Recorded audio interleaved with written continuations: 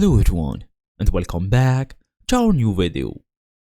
So basically you want your customers to see the exact photo when they choose a variation, like different colors or even styles. Linking photos to variations increases conversions. So in today's small tutorial we're gonna go through how to actually link photos to variations on Etsy. So let's get started. So first and first, I will make sure basically this is easy, fast as possible. So we're gonna go ahead and look for Etsy on our browser, the usual stuff.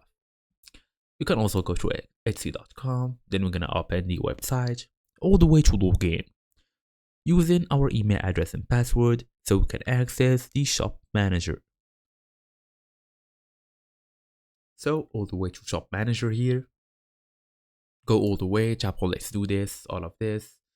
Okay, go to next. Okay, all of this, check mark. I'm curious about selling on Etsy, which I don't know what I'd like to sell. I currently sell my item somewhere else. So for example, we're gonna go all of this, make sure basically select all of them steps. Then go all the way and tap on listings. Then open the listing you want to edit. Then scroll all the way to variation section.